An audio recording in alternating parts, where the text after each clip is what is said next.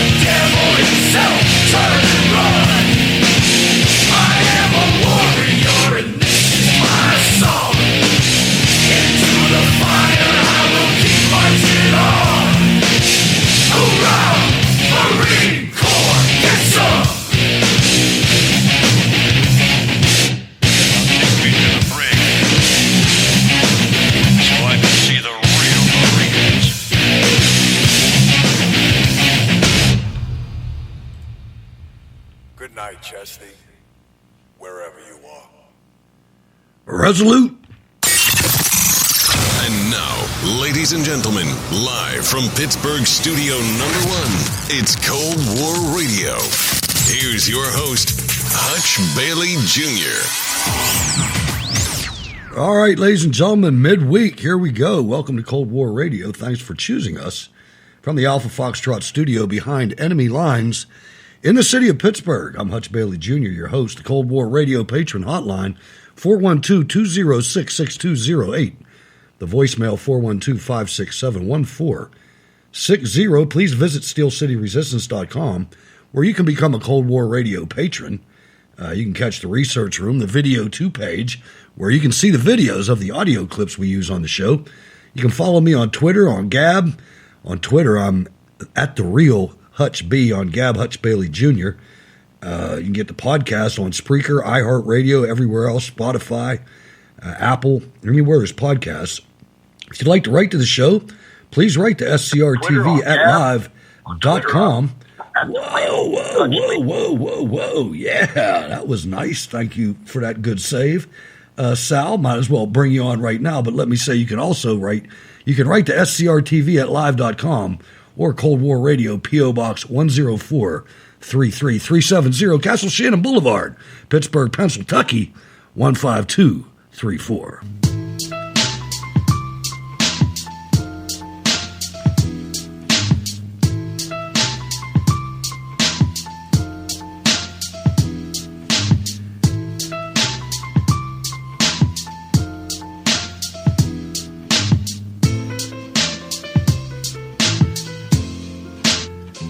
All right, ladies and gentlemen, without further ado, let's go to Western Allegheny County and welcome Sal to the program. Good evening, sir. Give your intro, and then we're going to go to the phones early. We got somebody calling in early, so that means that's something else. Go ahead.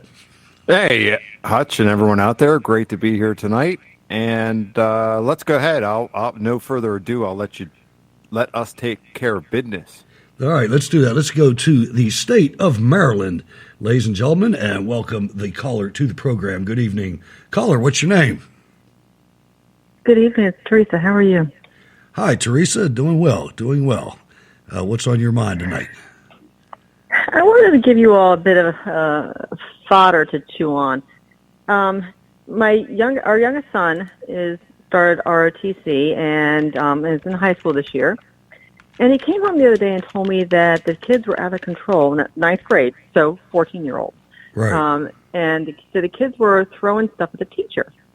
And, you know, I heard him, and I kind of had a couple of choice comments on it, and he said the teacher turns to write on the board, and the kids throw stuff at him. And I thought, okay, well, first off, your nose better be straight. Don't ever let me get a phone call home that you're throwing stuff. Daggone, it's not 2 hours later, an email comes up from the teacher. Parents of this fourth period math class, I'm sorry to tell you, your kids have become almost unteachable. They have taken to talking when I ask them to be quiet. They stand up and walk around when I ask them to sit down. They pull out their cell phones and get on them instead of paying attention in class. And now they have taken to throwing stuff at me when I turn my back. Now, I called the school and I actually finally got hold of the principal. He said, since COVID started, this has been the norm. It seems like kids have forgotten how to act in public, in society. Isn't that a real shame that keeping everyone home to, quote, keep them safe, we've now developed a society of basically, you know, a group of kids that do not know how to function? I don't think it's just COVID. I think that has a lot to do with the technology too, man. I mean, I think way before COVID, these kids were jacked up. I mean, I talk about this all the time. I don't see people in my neighborhood the way we used to be out there. You don't see kids out letting steam off. I mean, a few of them get into sports, but I mean, when we were growing up, everybody was outside all the time. But now we didn't have the technology. Here, I have two words. You ready? Sure. Not surprised. Not surprised at all. There's 4 words. No, I agree. I'm not surprised. I'm not surprised either. Now, I mean, I saw stuff like that when I was growing up. Not every day, but in the Pittsburgh public schools, stuff like that happened all the time. It happened in grade school. You know, Well, but I'm going to tell you, I think we've done a really big disservice to society. I do too. We now, you know, something that is supposed to be what we would think would be common sense is now no longer common sense. He mentioned even, you know, he stays out there and greets the kids off the school bus. He said out of 800 kids that walk through the one section off the buses, he may get 3 kids that actually say good morning back to him. That's the first They can't problem, look him in having the eye. 800 kids. You know, that was when these teachers union, the teachers have a big stake in this, a big responsibility in this, because this is something I watched happen right in front of me. When I was growing up, every kid could walk to school. In other words, there were so many schools. I think there was 16 kids in my public school 7th grade class. You know, maybe something like that. Now there's hundreds, because every year that the negotiations for the teachers unions come up, that's less and less of the money the city had that could go towards anything else but the teachers. So every year we close schools down until now. Sal, you know what I'm talking about. You got Brashear, you got a giant schools, and in the country it's even worse. I mean, you go in the country and see an army of 75, 100 school buses pulling into a parking lot, you know? I know, I've seen it out there, and I don't know the answer. I mean, I know part of the answer is to get the government out of it and to de-unionize it. Well, and he did mention the other fact, the other issue with this is that they have a severe shortage of teachers. Teachers don't want to go back to school in many instances. Why would they when their contract has them getting paid at home? You know, they're not missing a check now. Don't think that teacher's out there not making any money. He'd be right back, or she'd be right back if the paycheck got shut off. But none of these government people or teachers are missing a check for staying home. Nobody. You know, the government's the worst. You know, the state and local. I mean, I don't know what to tell you. I see these kids becoming the next people that are going to go, you know, explode in wherever, saying, Sure. I don't have to do this, I don't have to do that, I don't have to do the other. They have no ability to get along in society. I mean, we are about to implode, I think. It really does worry me that our society is about to implode. Well, you're right. And we sat back, and you know, it's kind of hard to say that in hindsight, but you know, we thought things were going along well in school. I mean, I didn't know it was this bad. I knew there was problems, but you know, the kids now, they hate themselves, they hate their culture, they hate their heritage. It's really it's sad. It is, and a lot of them need their asses whooped too. Girls are being told they're boys. Boys are being told they're girls. Yeah. Yeah. You look at some of the there's nastiest a lot of actors are problems. girls. Some of the nastiest actors out there are girls. You know, and let's not even talk about the huge percentage of families with no father in the home. You know, I mean, it's You're right. You're right. You're absolutely right. I don't know what to say. I agree with you, though. I do. I have hope, though, because look, there's your son, right? I mean, he did the right thing, right? They're not all bad. Oh, he knew, but he absolutely knew better than to get involved. He knew life was going to have a reckoning when he came home if he got involved in it. Sure. And I think that's actually part of the problem right there too. To tell you the truth, I mean, I don't want to say go beat your children, but they should have a healthy respect. They should get spanked, man. There's definitely there's no denying that. I don't care what psychologist tells me what. It's right in the damn Bible. It's normal. If you do that, you're going to jail, though. What? Well, I mean, okay, then maybe we need to have that court case. You know, I mean, it's one or the other. It's either that or it's cultural suicide. These are the people that are going to be adults. I mean, look at them already. Yes, and jail may be a hell of a lot worse than a parental reprimand. Anyway, so yeah, I appreciate the story. I mean, I'm glad that your son's not involved in it, but he's going to tell him to be careful. Tell him to be careful. I mean, he has to go back to that classroom. Yes, and unfortunately, I do think there's something to be said for the fact that, you know, and this is another life lesson they should learn. The teacher may not necessarily be the best teacher. There are jobs that I go to not because I want to, but because I have to. I have no choice. I have to have a responsibility. These kids have to have the same thing. Nope, I agree. All right. Thanks for calling. Always appreciate it. Have a nice night. Take care. Bye. All You right. too. Thank you. All right. So let's move on. Did you know we were under a tornado watch tonight, Sal? I did know that. I got all crazy. Let me tell you what I did. I certainly did know. The last time that this was happening, I was really in a very vulnerable place, and there was actually a Me too. there was actually a microburst, or potentially I don't know if it was official, but it was definitely an issue right where I was at, and I had no place to go. I pretty much was very much an unprotected place, and was very fortunate that I was not in harm's way. I did see a fire probably about a quarter mile away from me. There was some houses torn up. So I got very fortunate. So today I actually cleaned out the garage because only one side's available, so I could get my vehicle in there, and damn it, not a damn thing happened. So go figure. Yeah, I went through one up at camp, and place is known for tornadoes, and my cabin is a mobile home, and I'm in it, and man, these alarms are going off. It's jet black, and it's too early to be jet black out. And my phone's blowing up, and I'm like, you know what? I can't stay in this mobile home. I went out to my garage and got behind my truck and said, well, if it picks the truck up and crushes me, whatever. I got a better chance here than I do in there because it's dug out of the side of the mountain. Yeah, definitely. That was a smart move for sure. So I was well aware of it. I just didn't want to deal with any hail damage, or, when you hear tornado, I think of hail. I don't care about the rain and the wind. The hail is something can do damage to your car and be a real pain to deal with. Hell, I wasn't worried about the car. I was worried about my ass, man. I mean, it sounded like a freight train out there. I was scared. And the thing was, where it was the fire siren went off, but it wasn't the same siren. It was a tornado siren I'd never heard before. Man, that was freaky too. And here, maybe 20 miles away, it touched down in Warren and destroyed a couple warehouses and things like that, but it didn't hit us. Hey, well, you know what it was for you? What's that? Good practice. That's right. No doubt about it. My kids wanted me to dig storm shelters and everything else. I'm like, we'll talk about that down the road. So anyway, I wanted to get into something here.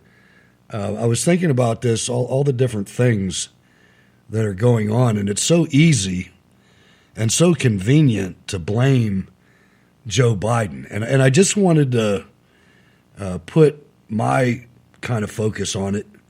And not that Biden's not to blame for a lot, but it's too easy to blame him, man. This is not Joe Biden. Joe Biden's not running a damn thing. You can tell. And some people talked about it. The whole world knows Joe Biden is not fit for office, but the politicians in Washington and big media and big tech, they continue to cover this up while his administration destroys the United States. And if you look at it, and you look at all facets of this, I mentioned on the program on Monday, very briefly, that out in Long Beach and on the West Coast, the shipping places, the shipping ports, you've got container ships, 60, 70, maybe it's more by now, deep, drifting in the ocean because they can't get into the ports. And there's speculation as to why that's happening. And I think the main speculation is, these container ships, they don't travel one way. They come here and they unload and then they load back up and go to their next port. And because of Joe Biden and the people that are running Joe Biden, we're not making anything anymore. Everybody's at home. Nobody can find workers. Energy prices are through the roof. You look at that. You look at the degradation of the military, the absolute cancer that is the military leadership today. You look at the mandatory vaccinations that are driving people out of the military. And I'm telling you, the ones that are staying, yeah, you pissed the wrong people off. They're stealing everything that moves, I guarantee it. They're going to sabotage shit. They're mad, man. They're mad. They couldn't quit. They've been working for the government 22, 24 years. They're married, got kids, got all kind of things on credit, got mortgages. They're not going to leave the job. It's what they do. But they're going to be pissed off, man. Well, the other thing is, too, Hutch and everyone out there, we aren't making many things here. Guess who's making it? Sure, exactly. China. Biden's family. China's making it all. That's right. That's right. That's right. Justin Amash's people, man. That's who's making it. George Bush's people. It's sickening. But anyway, let me finish this. We knew this before the election. Joe Biden didn't have the physical stamina to be president, nor did he have the mental competence. He was a senile and is a senile old man whose best days were long gone. America is a laughingstock. This morning, former U.S. Representative from Minnesota, Michelle Bachmann, said Biden is not running the administration, and whoever is doesn't seem to care about the legacy of his team. They're failing in every way, and they're content with it. Biden isn't leading, and his administration is dark and appears to embrace a culture of death. Now, let's think about who those people are. We can easily, F Joe Biden. Biden's not doing this, man. These are damn near foreigners.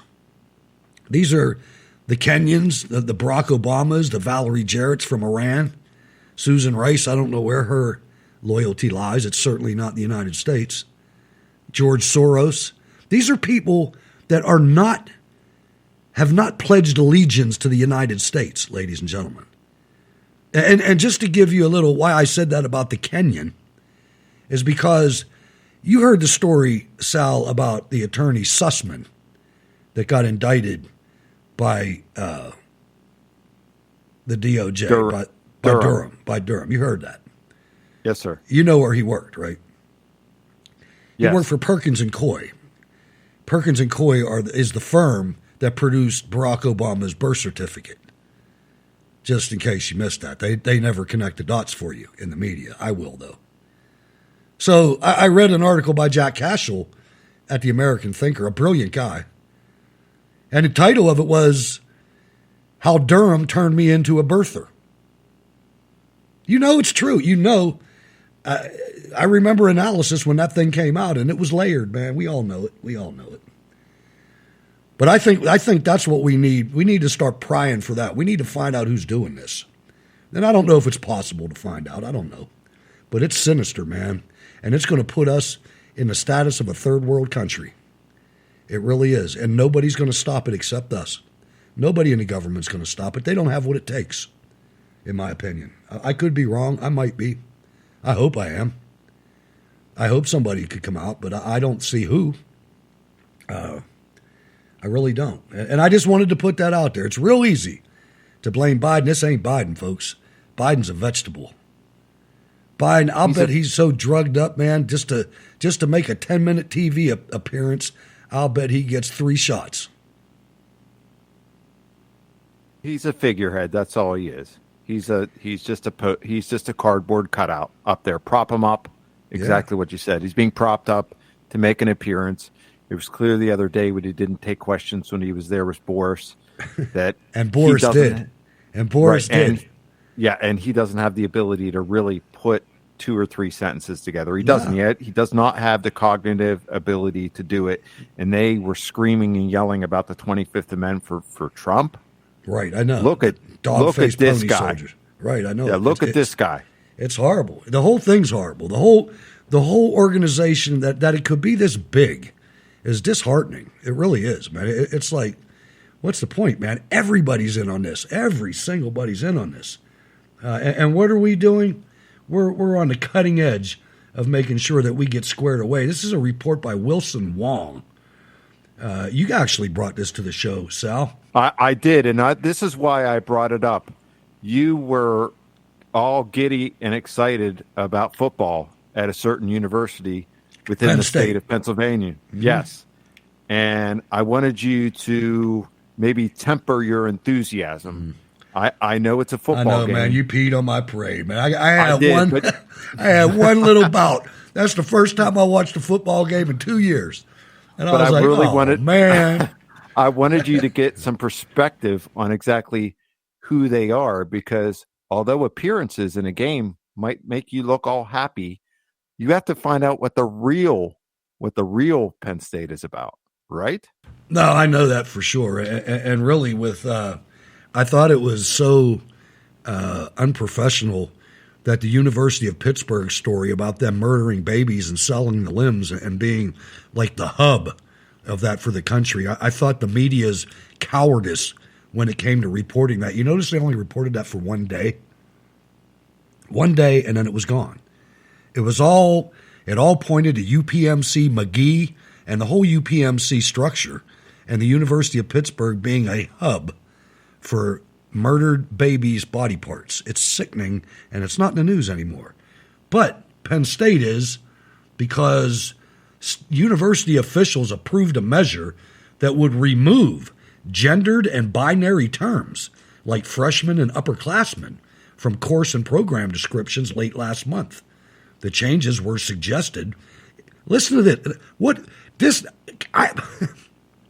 I read this, and I can't believe these are the morons that we are entrusting to educate the next education of adults in America on the world stage. We're going to die. We're going to get beaten. The Chinese are going to eat our lunch. The changes were suggested in a Penn State University faculty Senate proposition, AD 84, Preferred Name and Gender Identity Policy, which passed back on April 27th. A university spokesman told the student newspaper, the Daily Collegian. It was unclear when the updated language would be implemented. The proposition recommended changing the nomenclature of college classes from freshmen. This is so ridiculous. The Chinese are concentrating on STEM. Science, technology, whatever E is, and math, engineering. And that's what you need to propel yourself into a future century. Not this. This is stupid. This is stupid. If you're sending your children to Penn State, might I say you're stupid? Without offending you. I'm not trying to offend you, but I mean, that's the Senate of that's not everybody. That's the top dogs, Sal. That's the top dogs at Nittany, in Happy Valley. That's scary, man. It's very scary. It's very scary. I don't know. We ought to be scared for our kids. We ought to be scared for ourselves. They're going to be the ones that are in charge and protecting us and hiding us away in old folks' home and putting COVID in it. And to your point, maybe some of these kids are better off saving their money and not going to school. I've said that for years too. When's the last time you had a conversation with an intelligent college graduate? Somebody that got something from where they went to school. I mean, it's pretty rare. I mean, my son went to college and played football. I knew his buddies and good kids, but not intellectual geniuses, because they were taking communication and whatever else. They were getting robbed. If you want to know where the good courses are, look at the Chinese students. Look where they go. Go up to Carnegie Mellon University on Morewood and Fifth Avenue and look at their barracks there. They've been there for 50 years. 50 years. There's been Chinese students living in there, and I guarantee you that they're business leaders somewhere. Guaranteed. No question. You know what they just did? They limited their time in China on like PlayStation and whatnot. They know what time it is over there. We don't have a clue here. We don't have a damn clue. People think that a degree from a college is going to get you somewhere. It doesn't matter. They have no clue that it says communication. What are you going to do? Communicate? You're going to run a radio relay station? What are you going to do? You're going to write for the Pittsburgh Post-Gazette? For $20 an hour? I don't know. I think it's a sham. I do, and I've thought that for a long time. Well, I didn't want to pee on your. I didn't want to piss on your happiness, but I just wanted you to be in the know. And I appreciate it. I wanted you to see this, and I wanted everyone to hear it as well. That's why I brought it to your attention. It was right up my alley. It was something I've been thinking about. It was perfect, because you look at the priority differences between our country and countries that are going to be in our face very soon. Well, they already are in our face. Right. They're already well, they're in our running. face. They're running the country, basically. Mark Milley and the Chinese military are one and the same. Well, they own I us, can't. too. I can't believe he hasn't been drug off the stage yet. Well, they own us too. They own our debt. They own us. They own some us. of our debt. They do. You're right. But the thing is where's the 3-star general running up and snatching Milley out with a group of, with a squad of infantry and putting him on trial? You know, this is hideous. This is beyond anything I've ever seen in my life, man. This is something that they're so cowardly in the U.S. military. They're probably kicking my door down right now. You know, but I'm not going without a fight, baby. I'll tell you, the thing is, I'm just kidding, man. Come on, come and arrest me. It's unbelievable. It really is. And then, you know, you have that, and on top of that, a guy that I supported for years. I sent money. I went to his rallies. I sent my kid to go shake his hand. The only two living former Republican presidents are taking opposite sides in the nasty inter-GOP battle to oust Representative Liz Cheney of Wyoming from Congress. Former President George W. Bush will headline a fundraiser for Cheney on October 18th, not in Wyoming, because that wouldn't work there, in Dallas, a leftist city. A Republican source familiar with the event confirmed to Fox News on Wednesday morning. Obviously, Cheney is the daughter of former Vice President Dick Cheney, who served as Bush's vice president during his 2 terms in the White House. Isn't that great? It's crazy. It is literally crazy. I could understand him doing it under the radar, just out of loyalty to his guy. But, I mean, to come out and be like this, I'm going to plant my flag on this on this loser who's not going to win. I hope she doesn't win. I mean, I guess she could. You know, I mean, the Cheneys in a small place like Wyoming, you never know what could happen, especially with the corrupt Republican Party. And just to be clear, so everybody knows, the Republican Party is a business. It's not a public organization or anything like that. It's a freaking business.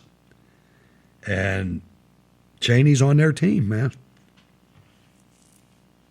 Yeah, no, she's got plenty of money coming her way. That's the other thing. The money is the big driver here. I'd like to see the receipts, man. I'd like to see how much money Cheney made since he's been out, or even during the Iraq War.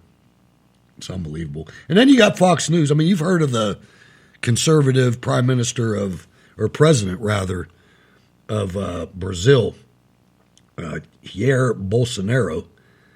He's a pretty strong conservative, a Trump supporter. But Fox News, they joined the fake news media, and they smeared the Brazilian populist president in a garbage hit piece. Let's listen to the clip, and then I'll continue with the additional information to put this in context a little bit. Fox News, ladies and gentlemen. Taliban says, you know, we're running a country right now. We think our leaders should get the same opportunity. Eric Shawn of the United Nations with how all of that is going. Hey, Eric. Hey, Neil. Well, the Taliban want to talk, but they may be shut out. The terrorist group that took over Afghanistan, well, they want to come here to the United Nations in New York to address the General Assembly. They've even appointed their own UN ambassador to do that. But right now, Afghanistan is represented by the old ambassador from the fallen government in Kabul.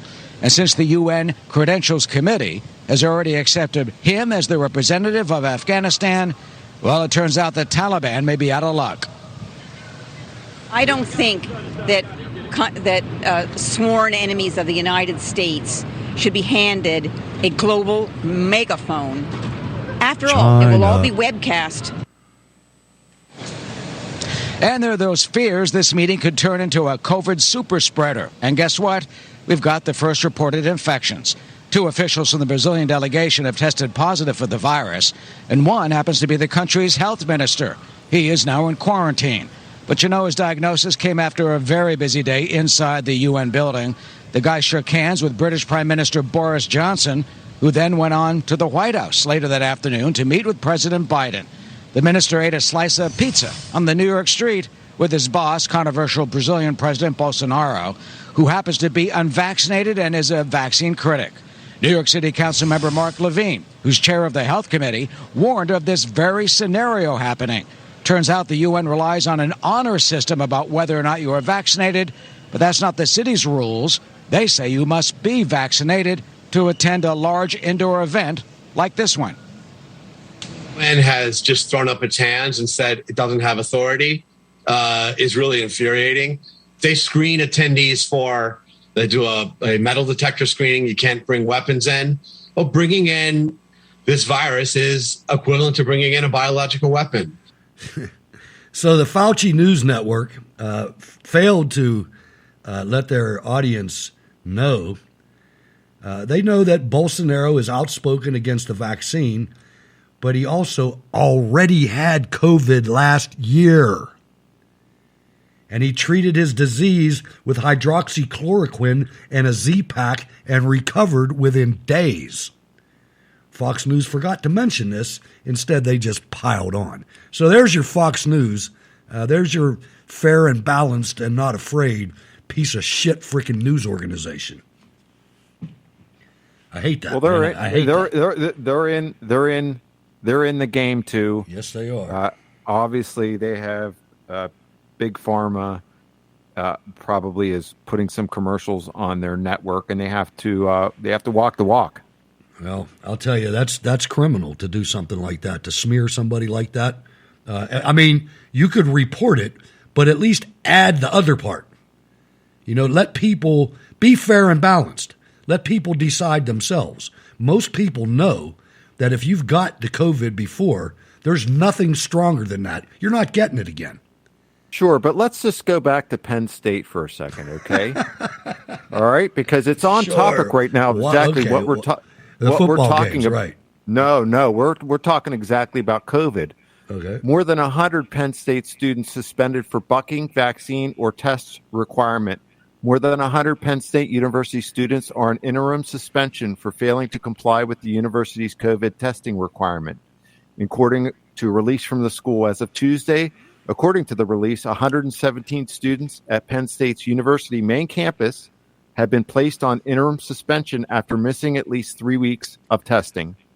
COVID-19 testing is required weekly for Penn State students and staff who have not been vaccinated or who have not shared their vaccination status with the school. Interim suspension means students cannot participate in classes, regardless of whether they are in person or remote. Go home, kids. Go home. Save your money. Cut your losses right now. Go home and go to trade school. Get the hell away from this.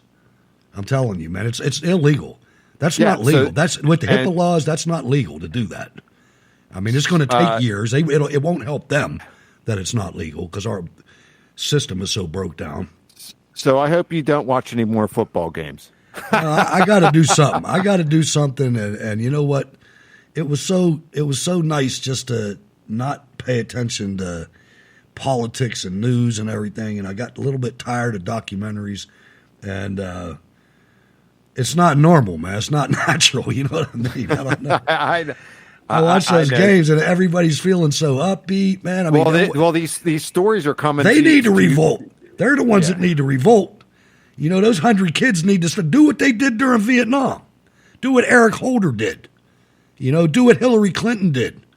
Go take care of it yourselves.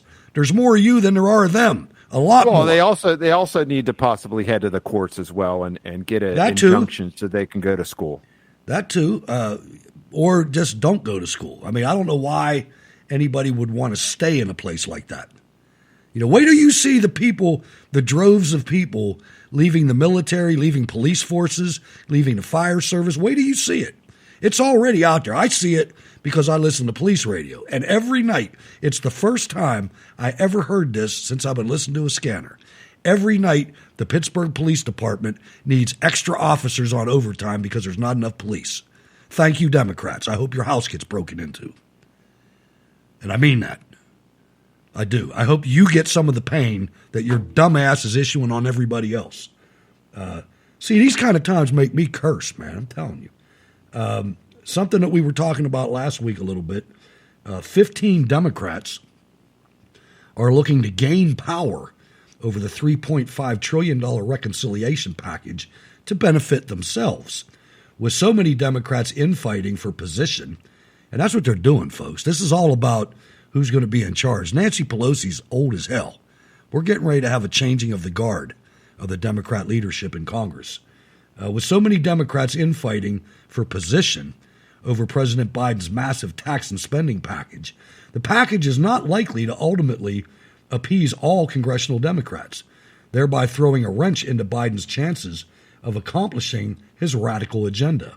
The lawmakers in their demand are as follows, and you can help me out, Sal. Senator Mark Warner, these are all Democrats, by the way, from Virginia, is threatening to vote against the package if more money is not allocated to subsidize housing.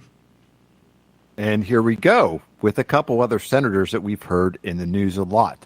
Senators Joe Manchin, Democrat, West Virginia, and I can't say her name. Kyrsten Sinema, Democrat, Arizona, have stated they will not vote for the large $3.5 trillion price tag of the package amid inflation that Biden has spawned. Representative Alma Adams, North Carolina, has demanded that historically black colleges and universities, HBCU, should get more subsidies.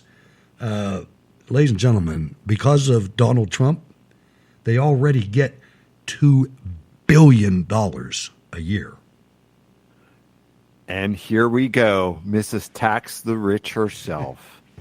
Representative Alexandria Ocasio-Cortez, Democrat, New York, has stated she will not vote for the $1.2 trillion bipartisan infrastructure bill until Speaker Nancy Pelosi passes the $3.5 trillion reconciliation bill. See what I mean about the editing of this stuff, man? They have Nancy Pelosi as Democrat New York. I know. I saw that. I laughed. Representative, that's why I did. Yeah, go ahead. Representative Josh Gottheimer, New Jersey, and Kyrsten Sinema, Arizona, said they will not vote yes on the $3.5 trillion package unless the $1.2 trillion bipartisan bill is passed by the House. And it's a bipartisan bill because our lovely GOP duds in the Senate passed it. Now here's a couple of more winners. Representatives Jared Huffman and the one and only Hank Johnson. He's brain dead. Said that they will oppose the $1.2 trillion bipartisan bill until the $3.5 trillion reconciliation package is on its way into law. And that means what they also want is for their so-called immigration reform. Oh my God! It's amnesty. They want that included in there as well. But go ahead. There's other people who want that as well. Proceed, Representative Chai Garcia, Illinois, and Lou Correa. All right, now see, this is what I've been trying to tell you guys. Garcia and Correa asserted they will block the reconciliation bill until it provides amnesty for millions of illegal migrants. But amnesty was blocked by Senate parliamentarians Sunday, and I heard, who was it? Clyburn said, they're just going to pass it anyway. Because that's how they roll. Representatives Mickey Sherrill, Democrat, New Jersey, Josh Gottheimer, Democrat, New Jersey, and Tom Malikowski, Democrat, New Jersey, and Bill Pascrell, Democrat, New Jersey, and Tom Suozzi, Democrat, New York, have all claimed that they will be a no vote on the $3.5 trillion reconciliation package unless it forbids the SALT deduction cap, unless it forbids it. So they want the SALT deduction cap to come back into play so there's no limitation on it. And if you don't know what that is, it's state and local taxes, and there's a limitation on that. It's capped. They don't want it capped. They want it to be unlimited. So if you're in a state that has high taxes, like most Democratic states, you can take it off the federal taxes. Right. They want that as a deduction. Yep. It's hideous. It's hideous. They need to pay for their decisions. The Democrats' grasp for power have worried other Democrats. If any member of Congress is not concerned that this could fall apart, they need treatment, Representative Emmanuel Cleaver told Politico. So thank you for that report. That's good news, man. It's really good news. And really, if you look at the makeup of the Democrat Party, it's inevitable. When you take a whole group of individual victim groups and identity politicians, sooner or later they start shooting at each other. You know, Nazi Germany was an excellent example of that. You know, they cobbled together a coalition of communists and Marxists and Nazis, and in the end, the Nazis won because they went out and killed everybody else. But that's the way it is, and when you put all these different groups together, you see Antifa is already up in arms about vaccination mandates and things like that. It's going to be fun to watch, folks. It is. We just got to keep our eye on the important stuff and watch China, man. I mean, that's... Well, let's just take a little detour here, sir. Change let's go gears? from... Just, no, we're not going to do that. We're going to take a detour. Okay. Let's go from vaccination to veterinary. Veterinary, okay. Yep. Declawing cats could soon be banned in Pittsburgh. This is important stuff, Hutch. Under legislation advanced by City Council on Wednesday, the surgery, which many veterinarians say causes behavioral issues and long-term pain for animals, would be prohibited. That's great. This is what our City Council is working on. Is that important? Is that important? To the cat, it is. I mean, to the cat owner, it is. I don't agree with doing that, but that doesn't mean that you can't do it. I don't know why. There's different breeds of cats that have different temperaments. Why they're involved in that? Because they can't clean up the streets, man. I mean, have you driven down Bigelow Boulevard lately? Yes, I have. The freaking underbrush, man. It's a jungle. You have this beautiful fence, a wrought iron fence going down over a mile of road, and the freaking brush is just taking it over. Where's the people that work in the city? Are they home? Are they working from home? That's what I'm guessing. They're home trimming their own yards, maybe. The city's dysfunctional. I think about it every day. I go out for a ride every day. And I go through these neighborhoods that used to be magnificent, and I see the things, and I don't see city workers, man. You know what I mean? I just don't see them. You know, I don't know where they are. I go down to the Strip District, and there's a giant Department of Public Works heavy equipment division, and there's nobody there. Maybe they're there.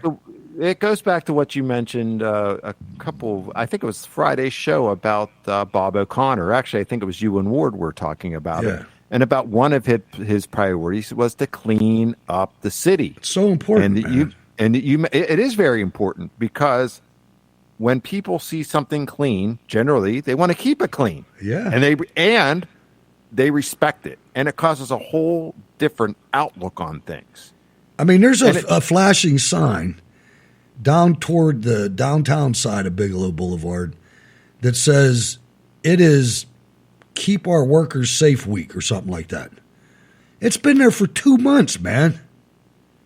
2 months. It was Workers Safety Week like 2 months ago. It's dysfunctional. It's broke down. Peduto's under his desk. He's probably looking at properties where he can move to. You know, but the new guy's going to be horrible, Gainey. Unless he doesn't win. Marino, you're not going to believe this. I got a thing from the Pennsylvania GOP telling me to vote for Tony Marino for mayor. I can't believe it, man. I hope they're giving him money. They're probably not, but boy, that would be nice. That'd be a breath of fresh air. My God, if that happened.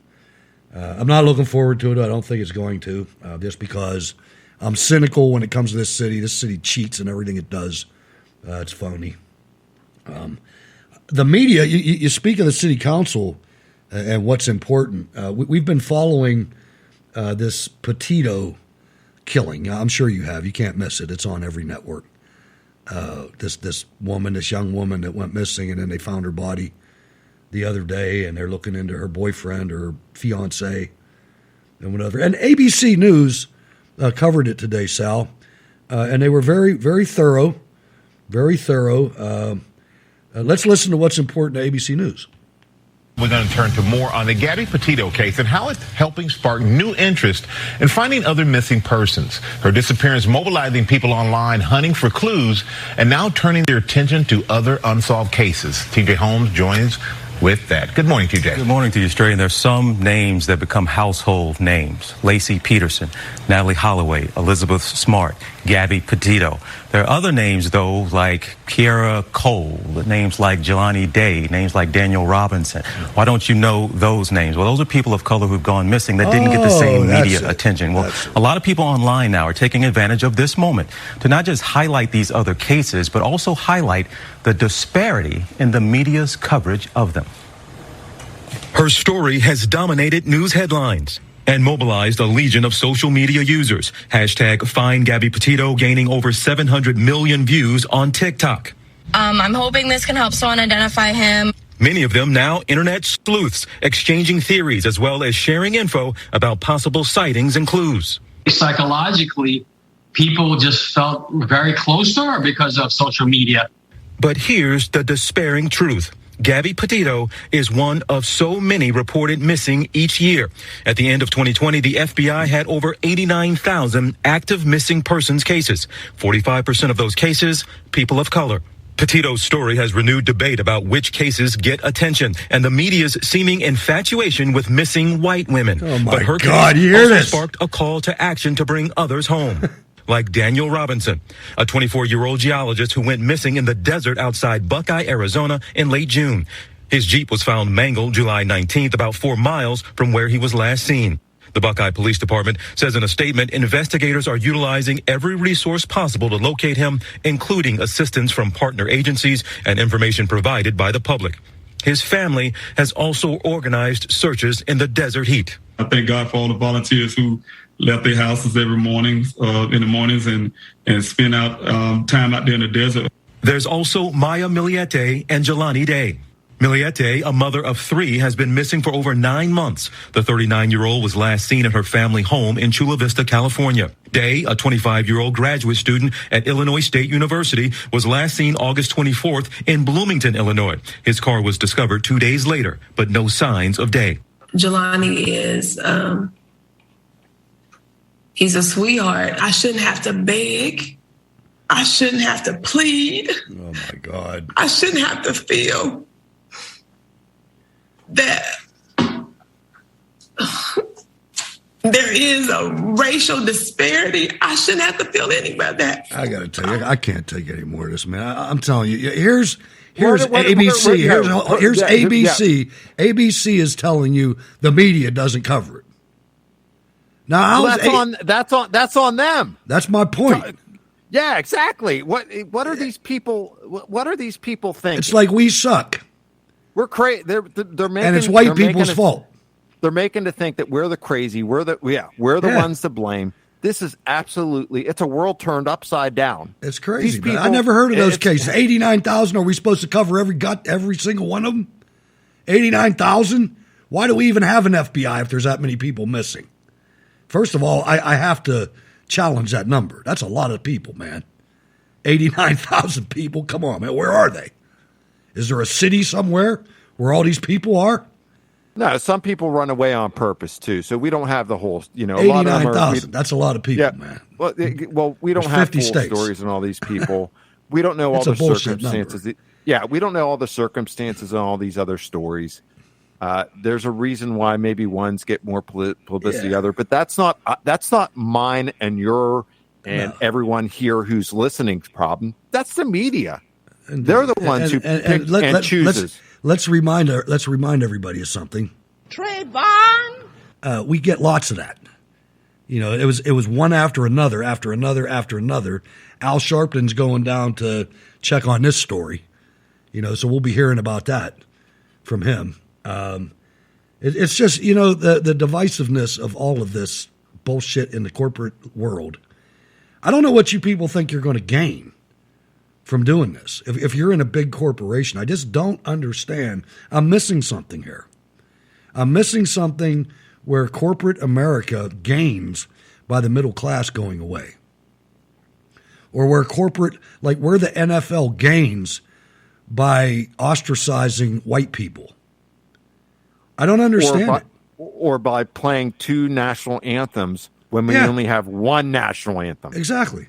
You know, where do you gain from that?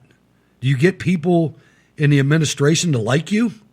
Does Valerie Jarrett now think you're top notch? You know, who do you think? Let's get real here. Who do you think made the NFL what it is? White people. Take white people out of the NFL. I'm talking about the fan base, not the players. Take them out. Who's going to pay that money? You think it's people in South Central? No, of course. They contribute a percentage, but the overwhelming percentage is from middle class and upper class people. It's maddening to me, and it's even more maddening that nobody will say what I just said. It's more maddening. That's the most maddening part to me, is that so many people are afraid to say anything. You know, and maybe I'll pay for it. I don't know. They're afraid to say something because they're afraid to be canceled. They're afraid to be called a racist. They're afraid to be kicked off of Twitter, to have their lives ruined, to lose their jobs. I know, and that's fair. That's fair. But there comes a time when, you know, you gotta stand up, man. I mean, it's and I'm in a good position right now. I mean, one move from the government and I could be ruined. It would be illegal, but what does that matter these days? You know, the courts aren't there, so who knows? Anyway, it's a shame, and I hope more and more people do speak up, because our side is the right side. We didn't do anything. Let me bring a little bit of, let's do a detour here, since you snuck that one in on me about the cats. Well, since we're going from vaccination, I figured we might as well just do another V to veterinary. Okay. So that was the only connection, the V. Here's a funny one, man. This is a good one. It's actually the picture of tonight's episode, the booty on the hood of the police car. In one of the strangest scenes from New Zealand, have you noticed how New Zealand and Australia are the new communist Russia, man? It's nuts. Oh, they've totally lost their minds. They lost their minds, man. There's some crazy white people down there. They are. They're stupid people. And let it be known, ladies and gentlemen, I'm not sure which one it was. Or was it both of them? I think the charcoal from the Barbie got to their brains, but anyhow. But they turned their guns in. In one of those two countries, maybe both. To the government. They're gun-free zones, baby. In one of the strangest scenes from New Zealand's bizarre coronavirus lockdowns, 2 alleged gang members were busted on Sunday. That fentanyl, man. Nope, not fentanyl. While attempting to smuggle a large quantity of Kentucky Fried Chicken into the lockdown capital of Auckland. The authorities published photos of the tasty contraband spread across the hood of a police car, as if they had bagged a prize haul of illegal guns or drugs.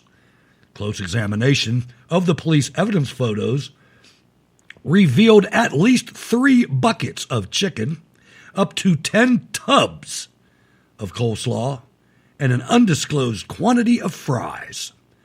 The UK Guardian reported that roughly $70,000 in cash was also confiscated from the chicken runners, who were described by police officials as gang associates, aged 20 and 30.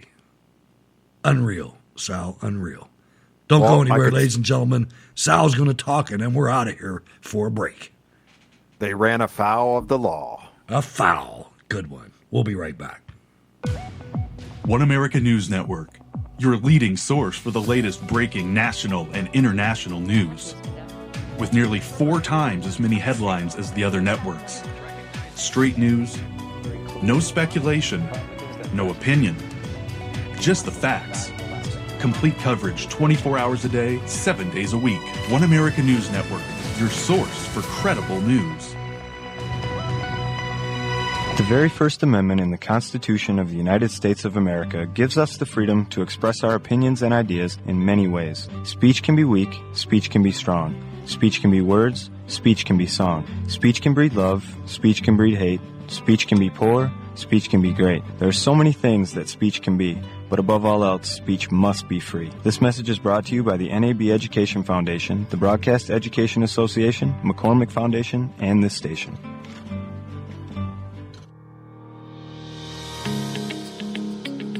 A representative republic, not a democracy. Cold War Radio celebrates and defends this Monday, Wednesday, and Friday, 8 to 10 p.m. Eastern. I'm Hutch Bailey Jr., your host. Ward, Sal, and Jack are my wingmen, and your live calls let it all make sense.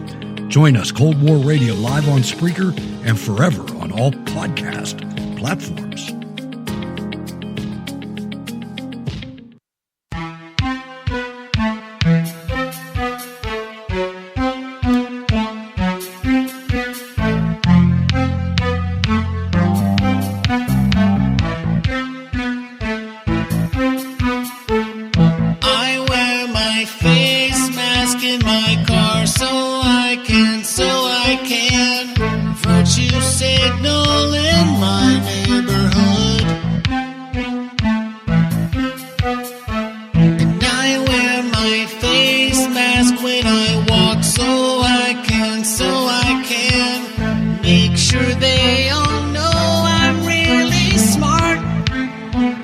Distance. While they're deceiving me, it cuts my immunity. TV's got control of me. I turn it on, they say. But this is not over yet. Don't trust the man with the orange skin, oh no. It comes from China. There has to be some form of punishment. Don't mess around with the CDC numbers.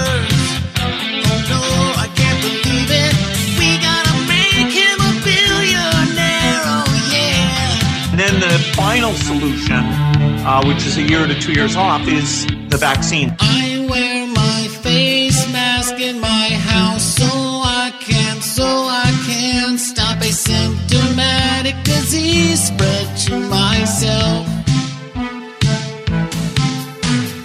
And I wear my face mask when I bike so I can placate all the Karens at the park.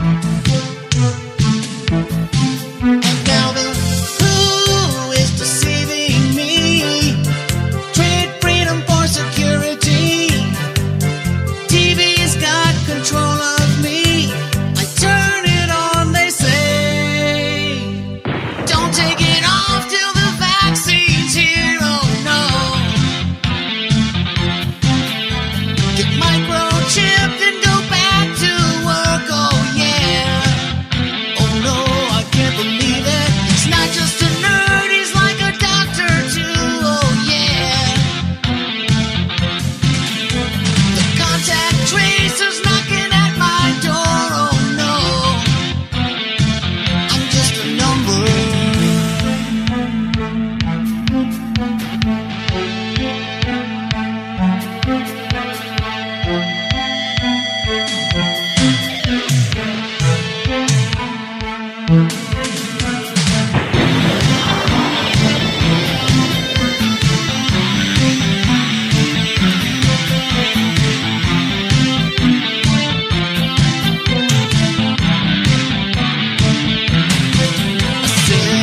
I wear my face mask in the car. I wear my face mask when I walk. I wear my face mask in my bed. Said I wear my face mask when I eat. I wear my face mask when I sleep. I wear my face mask. I can't breathe.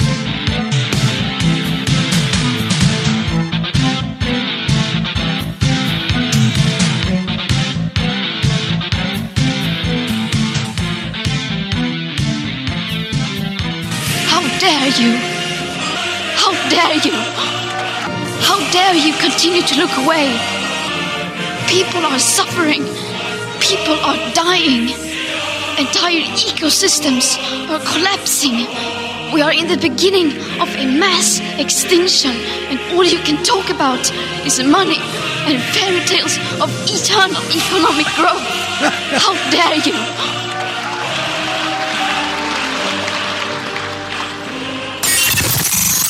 And now, ladies and gentlemen, live from Pittsburgh Studio number 1, it's Cold War Radio.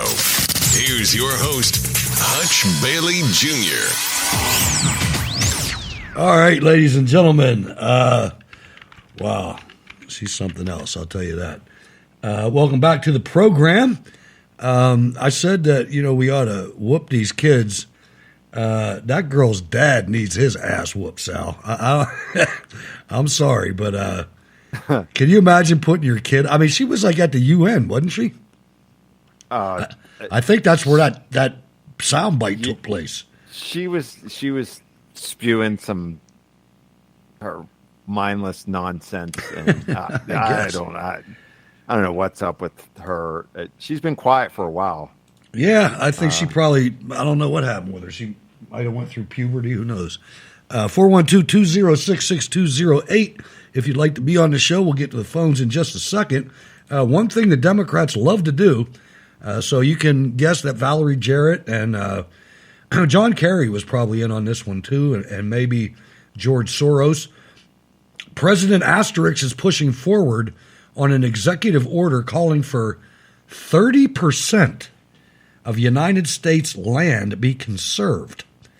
Now, ladies and gentlemen, right now, the vast amounts, and I'm struggling a little bit right now. I got earbuds in because I'm trying to get ready for my TV career to recommence tomorrow. So I'm trying to get that look, and I don't like earbuds. But anyway, up from the 13% right now are national parks and military installations and other federal holdings. Wants to take it up to 30%. Who do these people think they are? This is including private property.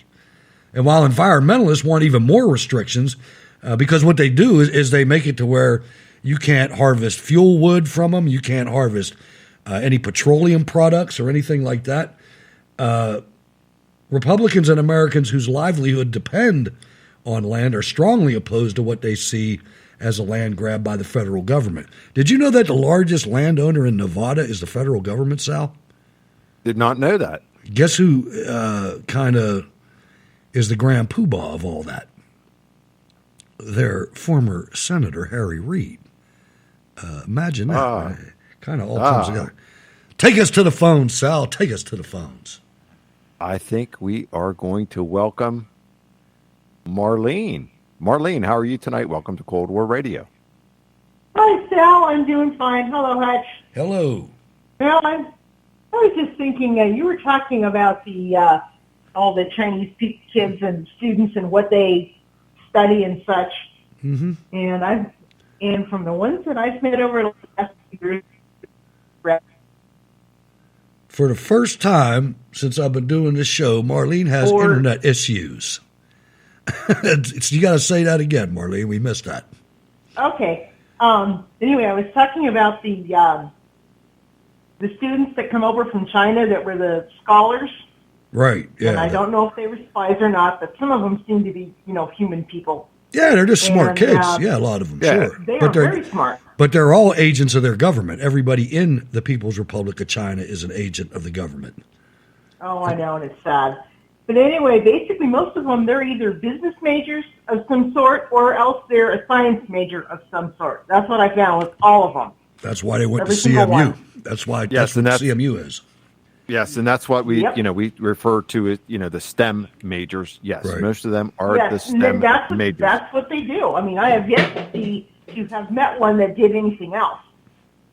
Now they can But make what some do you they can make some fried rice now. Damn, that But what was do a you thi- bigoted Oh, statement. yeah. But what do you think about this? What do you think about this, Marley? And let me put this out here for you. And this is right here in Pittsburgh, a place that you're a little bit more familiar with now that you visited. And you actually, when we visited Pittsburgh, we actually could see this place, although it was a distant, far away that we saw when we looked over Pittsburgh. Point Park University Office of Equity and Inclusion notified incoming students of its misgendering, pronoun misuse, and the dead naming policy in an email. It stated that any individual who has been informed of another person's gender identity, pronouns, or chosen name is expected to respect that individual. It said action could be taken if a complaint is filed regarding the policy. What do you think about that? That is disgusting. I'm just being honest. That's disgusting. And I take it this was a business downtown on the other side of the river. This is this is a school the university. downtown Okay. that occupies Okay. a good bit of downtown. Actually, it's Okay. Point Park University, and Hutch knows where it is, and Okay. it's something that we couldn't point out, but it was there when you overlooked the city. Okay. But no, that's disgusting. I think it's horrible. And obviously this university has gone woke, for lack of better words, and they seem to think that, and I'm just guessing, but it's possible, they may also be thinking that the critical race theory is the greatest thing since Elvis Presley. So I don't know. I don't like it. Right, and they further said, well, the university recognized the aspect of intent versus impact. We must recognize that regardless of the intent, an individual is impacted in a harmful way. Action could be taken if a complaint is filed. Oh, gag. Ay, ay, ay. We waste our I never want to time go on to some of that the university. It's every university, man. I mean, I know. This is something that they're doing it because Penn State did it, because Pitt did it. They didn't come up with this themselves, man. And believe it or not, Hutch and Marlene, there is someone who actually has stood up. Personally, guess what? Here's a good one, Hutch. I believe in the science. And this is on our side for science.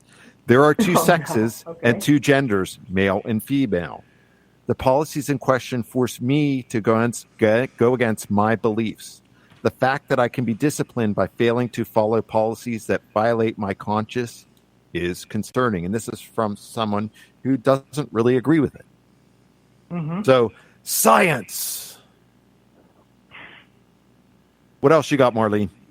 Oh, goodness. I was thinking about Biden and how we really kind of wonder who's really running this country.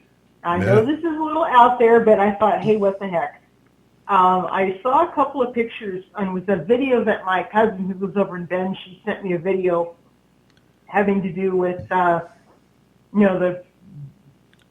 think it was something to do with hospitals. They don't have anybody in them and some other crazy stuff. But anyway, what was interesting about these pictures is it looked like the person, supposedly Biden, had a mask on. They had, and I'm kind of going, is that nothing? Am I crazy? I just thought it was kind of interesting. Here's this picture. I mean, it could have been Photoshopped for all I know, but it was still kind of funny because it's a picture of Biden and it didn't, you could see there was a little tab on the side where his ear was. I'm going, okay, interesting. It's hard to with or without a mask on. It's very hard to respect him, Marlene. I agree. I don't respect him at all. Especially if you knew him for a long time. He's been an idiot for decades. It didn't just start. Oh, I know he's been. He's been a moron. I've heard Democrats talk about him in the worst way. He had I don't want to get technically wrong and be accused of reporting lies, but he had some type of brain surgery. And that I've heard is actually true, but I don't know. I know what it's it was. true. I know it's true, but I was going to say frontal lobotomy, but I don't think that's what it was. That's what I want to say too, but I know he had something. He had something. And the guy said that this dude, when he's talking to other senators and talking to anybody, he does not have a filter. There's no filter in Joe Biden's brain. He says what he feels like saying, and it doesn't matter who's in the room. Oh my God! And I've seen stories from Secret Service agents that covered him while he was vice president, and the vice president's residence. I forget what the name of it is. It's some observatory or something, but the residence has a pool. And this guy had a Secret Service detail, and because we're so woke, half the Secret Service detail is female. Nothing against that, but it's weird. And he's in the pool. He was swimming in his birthday suit every night. I mean, it's what he does. Oh, yeah. It's what Hunter does, too. Yeah. You know, and so these male Secret Service agents are taking away from their mission and protecting, naturally, doing what men do, good men, and protecting their female counterparts from this. He's a sick puppy, man. He shouldn't even be in the Senate. He shouldn't even be in the Senate. He should be, I mean, it's unbelievable to me. An assisted living facility. That's what everybody needs to be in. I know, and his wife ought to be 6 foot under for letting him go through all this. I mean, I can't believe anybody would do that to somebody, man. I mean, I can believe it. I watch television, but she's a freaking animal, man. She's a monster, a freaking monster. What a power hungry pig. I mean, unbelievable to me. Unbelievable. I agree. Yeah, and switching gears again, I was listening to Rudy a little bit earlier this afternoon, and he does a whole podcast about that Gabby case. And basically what I got out of that was that he thinks the FBI has basically gone to hell. They're not doing their job. I'm like, no kidding, buddy. Hey, they got 89,000 missing people they can't find. I know. And then he also thought that that this kid that, whether he did it or not, we don't know. I have my own thoughts. But he did it. He thought the kid should have. I know he did. He's guilty as hell. But he thought that the kid should have been at least a material witness. Oh, the kid was smart. He got gone, man. Oh, I know, and that's the thing. He got gone, and that's why they probably couldn't do it. Right. But he should have been. All right, and, Marlene. Finally, okay, go ahead. Okay, what was it? Oh, okay. This is kind of interesting. It was from the American Thinker. Now, part of this is actually funny. It was an article that said, don your mask and bow down. And basically what they're saying is that the country nowadays, we're not as mentally, we're basically a bunch of whiners. Not everybody, but some. No determination, no guts. And then he this is what's funny. He was mentioning, the author was mentioning some people in history that, gee, what if they had to wear a mask? He was talking about Washington and Lincoln, and I was laughing my head off. And I said, oh, man, we really have, as a country, we're really turning into wimps. You're so right. I mean, you look back during those people's tenure, and you look. I mean, even back to the early 1900s in the United States, there was diseases that were killing people. COVID is not anywhere near, and God bless anybody who has anybody that's affected by this. And I know people that are right now, a couple. But that does not equate to the bubonic plague. I'm sorry. No, it doesn't. It doesn't. No. And it's like even back in World War I when they had the whatever that influenza was. It was the flu. The influenza was killing people. Yeah. It was killing people left and right. Polio was killing people. I mean, these are real things that really happened. And, I watch these people today. If you're out there, and I don't think there's anybody in the audience that does this, but, I get mad every time I go out in public when I see these able-bodied Americans. It doesn't bother me that much when I see senior citizens. It doesn't. Right. But when I see a 35-year-old man wearing a mask, man, you are an asshole. You are the problem. You're making it harder on me to keep my liberty because you're a pussy. And that makes me mad, man. That really infuriates me. My wife can't understand. You know what infuriates me? But it makes me mad. What infuriates me when I see able-bodied people out here panhandling and they ought to be working, for Christ's sake. That too, but the damn masks, man. That's like. Oh, I know. You're a freaking slave, man. Why don't you just go be a slave? Out here now. Yeah, I'm not wearing one again. I ain't wearing them more. Nope. All right, Marlene. Thanks for calling. Always appreciate it. You're welcome, Mitch. All right. So, hey, I got to admit something. I was wearing a mask yesterday. That's on you, man. I mean, I was doing some drywall work. Yeah, see, I've worn one too. I was spraying some freaking Roundup. I was wearing it too. There you go. That's when you wear a mask. That's right. If you're doing some painting or drywall work, you wear a mask. But otherwise, it's really good to get some fresh air outside. You don't need a mask on. It kind of keeps you alive, man. It keeps you from getting acne on your face, and it keeps you from doing a whole lot of stuff. Keeps your teeth from rotting out. Yeah, there's only 21% oxygen in the air, actually. So you got to get as much as you can. That's right. Virginia is heating up. Their gubernatorial race is heating up as Election Day stands roughly 6 weeks away, with Democrat carpetbagger Clinton confidant Terry McAuliffe leads Republican Glenn Youngkin by 4 points. A presidential coalition poll conducted by Kellyanne Conway found. So maybe Virginia is going to stay in the loss column. I'm not really sure. I don't know. I'd like somebody from Virginia to call in. I know we already had Teresa, but she had something on her mind. We got Ken, though. Ken's out there, isn't he? He's probably in Virginia Beach, man. Probably has a Mai Tai and, under an umbrella. No, it's dark out, so I don't know, man. But I'd like to know. I know Jack's listening to this show. I'd like to, if anybody knows anything about that. That's kind of a critical bellwether. I don't know if it's a bellwether, but the media is going to make it a bellwether. Virginia is pretty much compromised when it comes to the swamp. That swamp has been leaking into the northern Virginia counties for some time now, and it's pretty infiltrated. It's kind of like the United Nations up there, too, in the northern counties. You take a radio and start spinning the radio dial, you'll see what I mean. But anyway, that's kind of interesting. Also, the Republicans in Congress are really letting me down, Sal. They do things that just blow my mind and waste time, and it makes no sense. Representative Bob Gibbs, Republican Ohio, introduced the stupid bill, introduced 3 articles of impeachment against President Biden on Tuesday for mishandling the deadly Afghan evacuation, creating the southern border crisis, and attempting to usurp the Supreme Court ruling to expand the federal moratorium on evictions.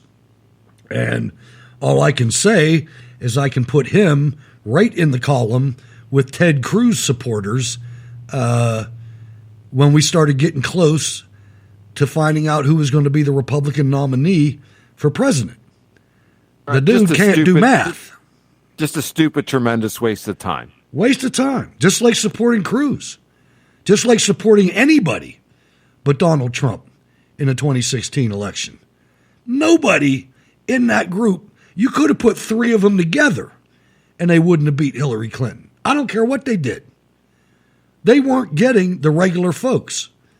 Regular folks don't know who in the hell Ted Cruz is. You know? And I preached that. And it was hard to get through to people. It's like this is like war. And you have to have certain things to win battles, to win a war. And this is Hillary Clinton we're going against, which means this is the media we're going against. This is Hollywood we're going against. These are our stupid children we're going against. This is every college in the land except for possibly Hillsdale and a couple others that we're going against. And you're going to bring Marco frickin' Rubio here? You got to be kidding me, man. He'll get his ass handed to him like Larry Elder did. You know, it just it boggles the mind that this Bob Gibbs would rip his people off, his constituents in Ohio, off by wasting time and money on something like this. It's unbelievable. It absolutely is unbelievable. Let's go to Richmond, Virginia. Who's calling us right now? Got to be somebody I know. Hello, Hutch. How you doing? Hello, there she is. What's going on? Hey, hold on. Let me check my watch here. What? Yeah. Okay, I'm not. Regina said, I got something to say, and I'm going to do it. I'm going to have enough time to do it, damn it. What's on your mind? Go. Okay. Yeah, so that's why I was calling, because you was talking about Terry McAuliffe. Oh, good. See, the good tricky deal. That's part right. about the tricky part about what's going on here is that we got a few of the brain dead students back into the city. Okay. So that's the other snaggy poo. and stuff like that about the Terry McAuliffe thing because they brain dead because they have no clue. Since the Mary Jane has become, I guess, legal here now and stuff like that, everybody's into the Mary Jane and they're not paying attention to what's going on. Yeah, pretty much. That's the students. Actually, they don't even have to smoke it anymore. They got those pens now that you can just inhale but get this. In some locations in here, they banned the vaping. The vaping, like the regular vaping or the marijuana vaping? Yeah, the regular vaping and stuff like that. You probably got to go to the doctor to get, I guess, a certificate or what have you. But you know, they're still going to want to get you in trouble. Right. And stuff like that because if you got a vindictive neighbor or co-student, yeah, they're going to throw you up under the bus. Of course they will. That's how they roll. Uh-huh. Yeah, so everybody's all high and they're all waving Terry McAuliffe flags, I guess. Oh no, they're not waving flags. They just go and vote for. They just go and do what I call stupid voting. When you don't know what the hell is going on, and they just vote. I hate that. It happens all the time. That's their trick. That's how they win. I mean, they get they get ABC News to sit up there and stoke all these racial tensions, and then they blame it on the Republican guy. And it's, I mean, half the time you can't blame. I mean, you can blame somebody because anybody who goes to vote should be a decent enough citizen that at least they research it a little bit, right? Yeah, that's what I'm talking about. I know it is. I know it is. That's exactly what you're talking about, and it blows the mind, man. It really does, and it's something that it wasn't always that way, you know. But that being said, you know, you look at these smartphones, and there's never been anything like these smartphones. People with not 2 nickels to rub together. I just got a new phone yesterday, and there was no way that I knew, unless my wife told me, that this phone that I got was $800. Because to me, the phone that I got was $22 a month. It wasn't $800. I didn't go that far into it. I looked at all the phones that were there, and it was like halfway. But there's people that don't have 2 nickels to rub together that are walking around with $1,200 phones, and even the $200 model. You're walking around with more computing power in your hand than the Apollo space program had to take to the moon. That's la-di-da-di everybody. Even the Afghan refugees, everybody. So back in the day, people used to get together in the taverns and in the churches and in the inns and the whatever, and they used to talk. Yeah. And if you said something stupid, you got your ass handed to you in front of other people. Yeah. And that doesn't happen that much anymore. No, because of the situation. Yeah, I mean, and I'm not bashing the technology by any stretch. No, I was talking about Wuhan. Okay. That's what I was talking about because of that situation. Nobody's talking because even some people that had cell phones, it was talking. But here's the thing about that: the mortality rate is so low. What are you afraid of? What's everybody afraid of? Getting the sniffles? And again, please don't feel, I hate doing this. I hate rationalizing my comments. But I'm not trying to say that nobody got hurt by this. I know they have. My boss, Wayne Dupree's down on his back right now. 3 days. He's 3 days in. I'm not sure if he has COVID or not. He had a test today. I'm not sure whether he does. He got something. And he's down. He missed the show today, and he's going to miss the show tomorrow. If you see me tomorrow, Wayne's not going to be on the show. It's going to be me and Leah Bella and Angel Fleming. And you can catch it on Wayne Dupree's show on Facebook or on Rumble or on YouTube. Facebook is cool because there's a chat room.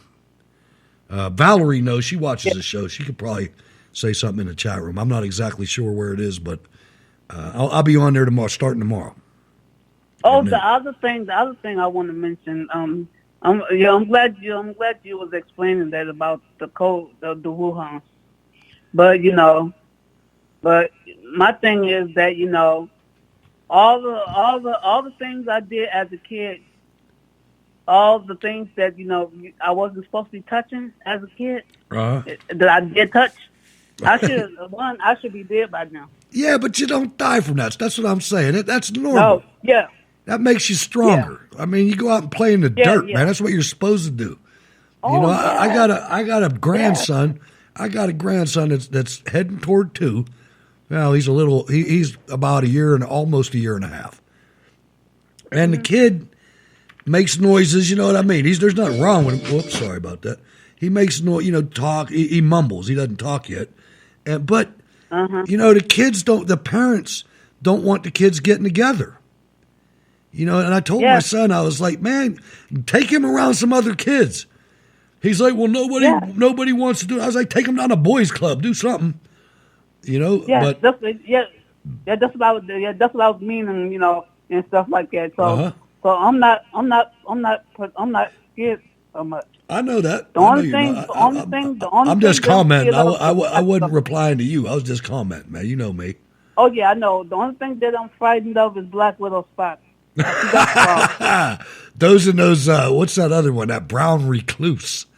That's a scary one. See, that's a problem right there. You're like my wife, man. She hates them, man. She'll call me in a minute. Hutch, come here. And she'll point up in the corner of the wall, and I got to go whack a spider. Happens to me all the time. Regular spiders, I'm good, but because, I do my research on my bugs, as Marlene probably can explain to you. Yeah, I know my bugs. That's like my stepson's the same way, man. My stepson, he's all into those. And I'll tell you what, you get out in the national forest, and there's some bugs that people take pictures of. They don't know what the hell they are. I mean, there's some serious insects out there.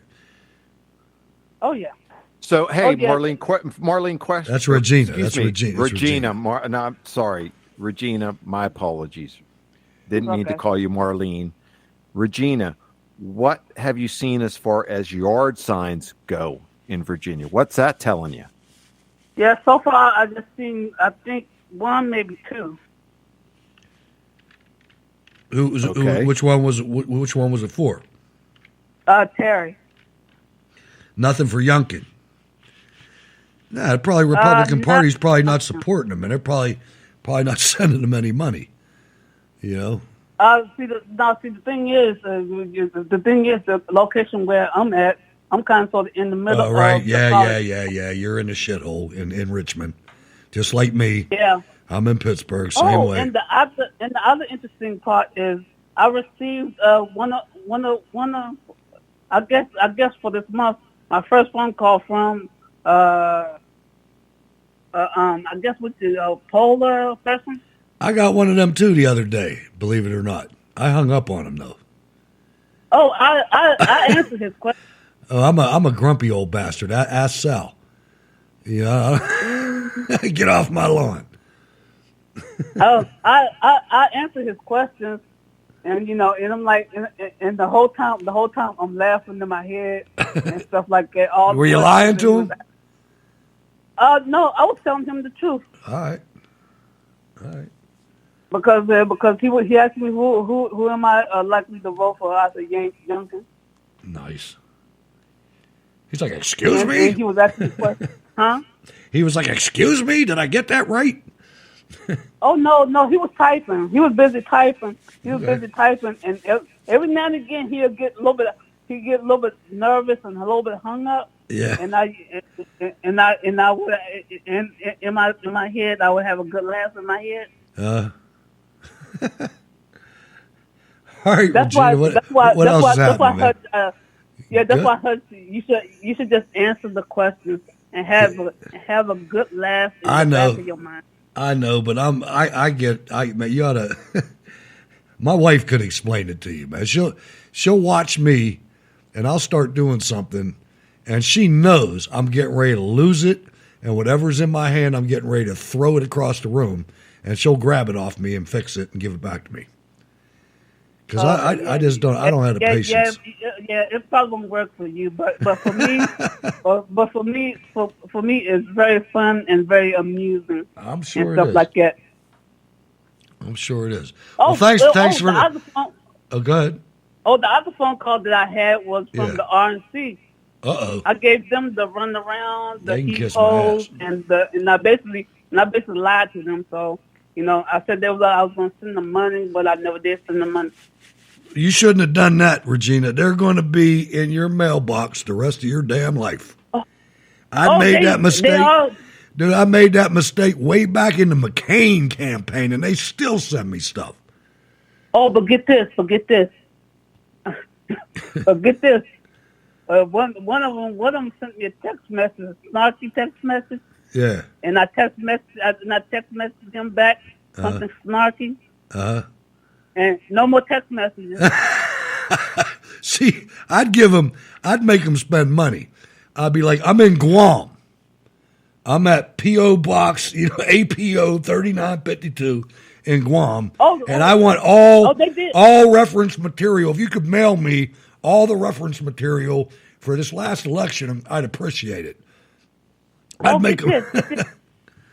Oh, get this! They did that to me. They did that to me in the emails. But see, in the emails, I learned how to delete. It's fun to delete emails. Sure. By the way, and the other thing, they send stuff to the mail, and I have a shredder. Okay, there you go. There you go. So go. it works out. All right, Regina. Appreciate the call and appreciate the update on Virginia. And keep us up to date. Keep your eye on that so we can know what's going on, okay? Okay. All right, thanks a lot. Thanks, Regina. All right.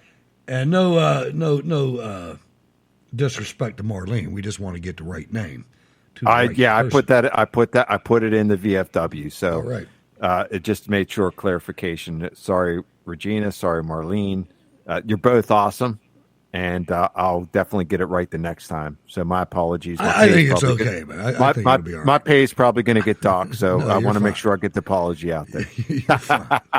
I want to talk about this, though. I want you to remember, when I play this clip, I want you to remember what's going on in our country right now, and internationally, I mean. I want you to remember the pain in Afghanistan.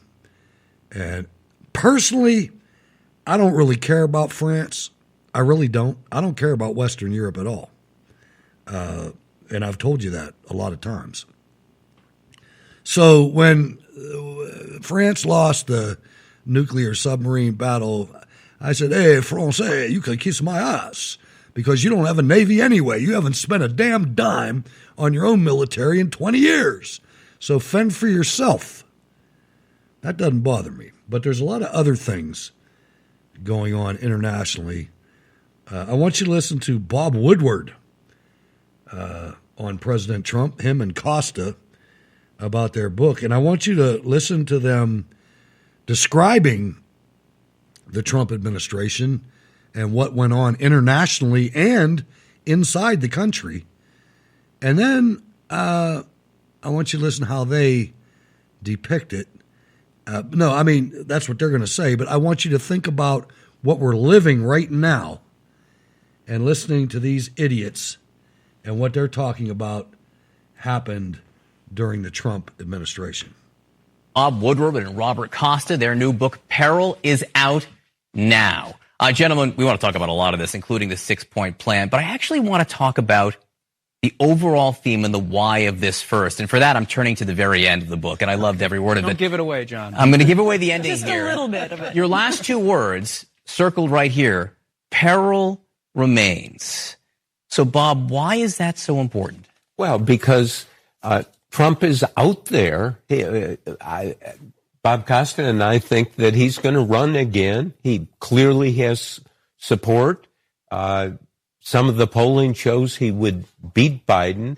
Now, Trump out there, we have a democracy. Anyone can run for president, but we know what he did for 4 years. And what he did is not worry enough about the people in the country, worried about his own political standing, his impulses. And as I think the basic theme of our book is, his actions were not just a problem in the United States, it was a national security emergency that we did not. We were quite surprised to discover this. We started off thinking it was a crisis, and we concluded based on our reporting it's an emergency. That's why the peril remains. This was a situation during the transition where the CIA director, Gina Haspel, after the Secretary of Defense, Esper, was fired, worried of a right-wing coup happening behind the scenes privately. Then you had the erosion of all the people around President Trump not corralling him in the presidency. That's why we believe, based on our reporting, the peril does remain. The system barely held together. Will it hold together again if presented with similar circumstances?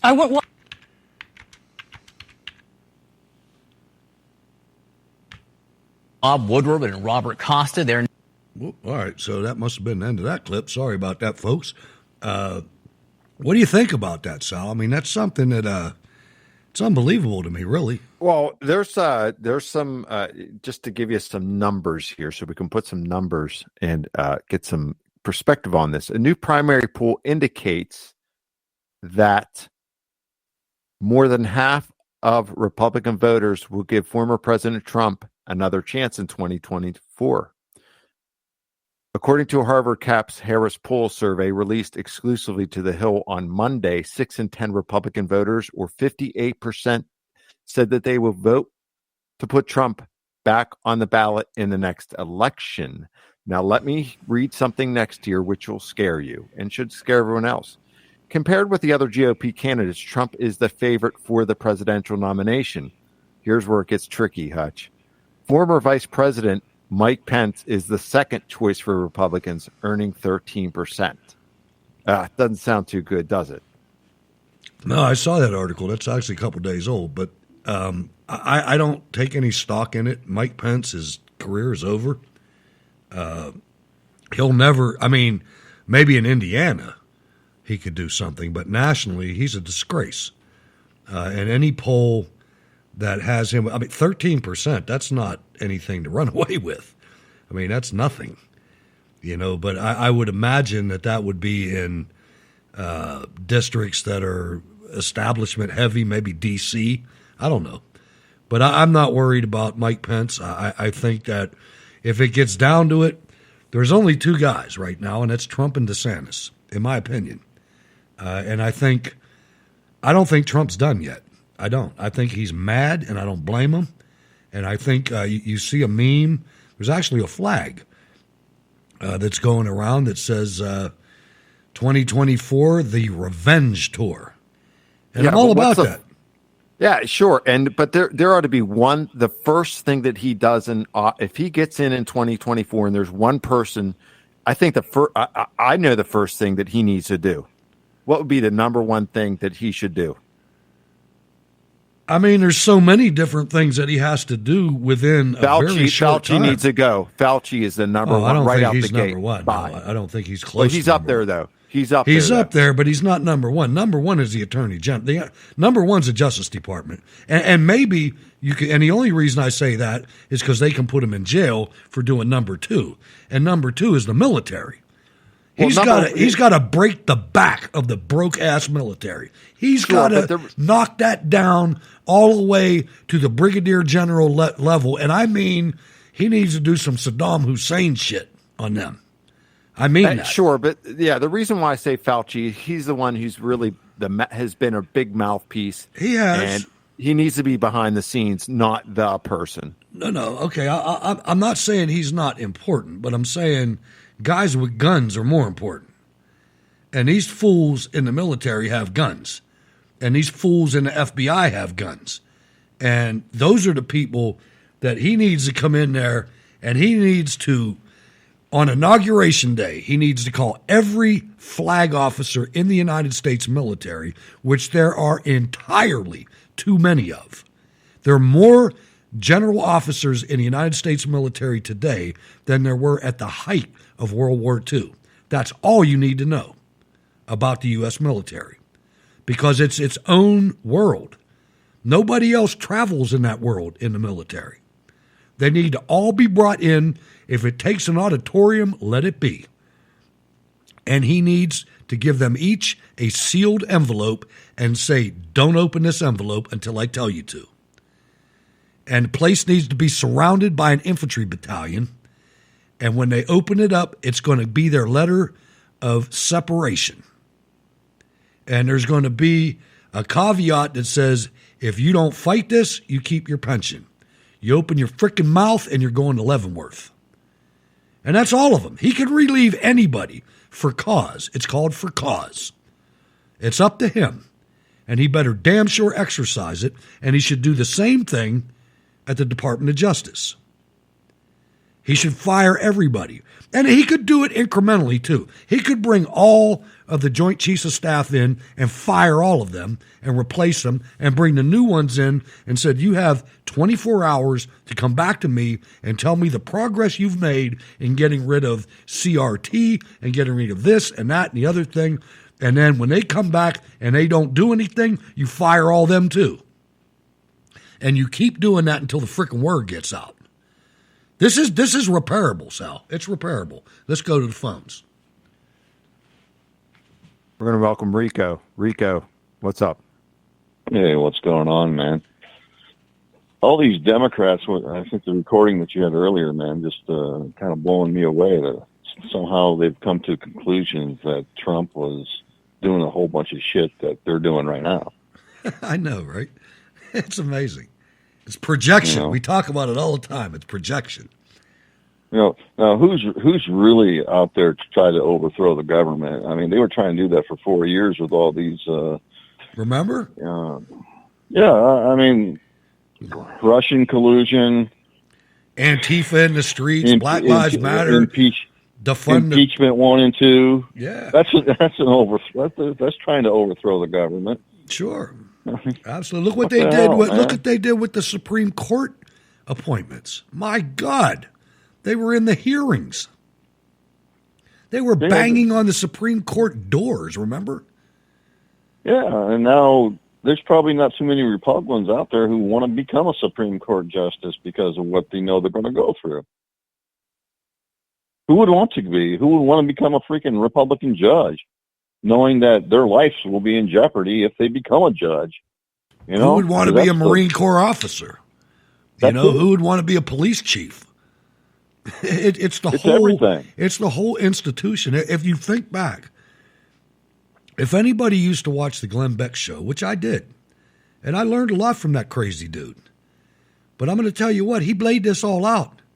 He laid it all out during the Obama administration. He said, they're going to make it to where we cannot trust any of our beloved institutions. I haven't watched an NFL game in 2 years, Rico. I am a super Steelers star, ask Sal, not star, fan. I mean, this was my life at one point. I understand. They wrecked it, right? You know, and it's working. I mean, they've been pretty damn successful. Yeah, I don't watch it, but I do keep an eye on the NFL. That's all I do. I don't watch it at all. I'm not shaming anybody for doing it. I mean, I'd love. I mean, one day I hope I can go back and you know be like I used to be, but I just don't have the fire anymore. I don't care what happens to these people. I mean, back in the day, most of them used to be from your town. Now they're from all over the place. And because of that, it's drained me from watching college. I don't want to watch college football either because it's drained me. Because I mean, college football is a little bit more neutral, but I don't want to watch college football because it reminds me of what the shit's going on in the NFL and the NHL and all that stuff, MLB, all that stuff. I am going to watch the NHL this year. I'm going to watch them religiously. I don't care. I need something, man. I need an outlet. I'm not going through another year like last year. I'm watching something this year. Get some bourbon up and watch the Penguins. Whatever, yeah, beer probably, but yeah. Okay. I'm just messing. I know you're good. You're good. You know, I just, I'm hoping that 2022 is just a revelation of a red wave. But I still have that fear of them stealing as many elections as they want to. I want to see. There's a guy out there. There's a guy out there. I wish I had his name, but he's running for the Senate, and his big thing is the Senate's not enough. We got to get rid of Mitch McConnell, and I agree with that. Yeah, we got to get rid of some Republicans too. Yeah, there's no doubt especially about that. him. I mean, he's compromised. He's not the only one, but he's a rich target. I'd love to get him out and get somebody in the Senate that you could at least trust. Mm-hmm. That wasn't. At least we got one good old boy from Kentucky up there, so that's good. Ron Paul. Which? Oh yeah, Rand Paul. Yeah, Rand Paul. Yeah, he's good, man. They never call him doctor. You notice that? They'll call Joe Biden. They don't call him doctor. They don't want to do that. They want to beat him up at his home. Stuff like that. Damn near kill him. Did you look at the details of that story? Man, he got a lung infection. He almost died over that. Yeah, it's you think Democrats care about the lives of people? No, they don't. I don't know. I never broke a rib. I cracked one once. I cracked one twice. A couple of ribs playing basketball. I cracked one playing Army. And I'm going to tell you what, I did my entire Iraq tour, not the entire tour, the first 6 months, wounded, man. I mean, there was only like one position I could sleep in, man. It was rough. People don't realize when you got a cracked rib, every time you breathe. Yeah. And I was a heavy smoker. I was a heavy smoker, man. I was coughing. Oh, my God. Well, you know what you do with cracked ribs, right? No, what? Nothing. Put them on the grill. Yeah, that's right. That's all you can do with all right, smart ass. Yeah, that's my man. That's my man. What else on your mind, brother? Look, man, that's all I have for you today. I'm going to let you go, and I'm going to finish the listening to you on the old Morants. All right, Rico. All right, thanks for calling, Rico. Later. Appreciate it. Mm-hmm. Morants. But when's the last time you heard of that? That was them old good speakers, them good stereo systems. Got a couple more clips. Let's go with the clips. Let's go with April Ryan at CNN. She's wearing her true color. What the hell is this? Okay, what are we doing here? Let's do that. Let's bring this back in here. I don't know what happened here. Really don't. But we will find out in a minute. I guess we ain't going to do her right now unless no, there's something wrong with this. All right, so let me do this.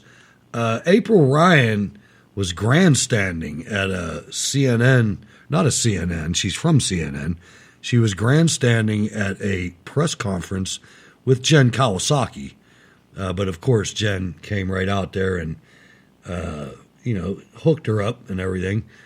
She was talking about, this is the thing about these leftists today. It's like the most important thing to any of these people in the media or anywhere else in leftist America is race. I mean, it's so disheartening to watch this stuff. But listen to April Ryan taking over Jen Kawasaki's press briefing. Go ahead, April, and then I'll go. Jen, just bear with me because there are a lot of moving parts on this issue. Members of the Congressional Black Caucus were here today meeting with the National Security Team, Cedric Richmond and Susan Rice. Yep. Can you give us an update, because they were talking about Haiti, the immigration issue at the border. Could you give us an update on that and what is expected for tomorrow's meeting with civil rights leaders, be it teleconference or what have you, with White House officials? Just what do you mean by an update exactly? An update on what happened in the meeting? They were whipping them. What was given to them? What did they ask for? Because black leaders are making big asks of this crisis moment. Tell me more about what you think they're asking for. Okay, what they're asking for, the asylum process, what does that look like? Reverend Al Sharpton is going to the border tomorrow to see what that looks like. If people are actually being able to get asylum, who's here. Also, you talked about the condemnation of what the patrol agents were doing. with the reins or whip, whatever, with the intent to lash, to hurt people, to keep them away from the border. They want to know, is that practice going to still be in place?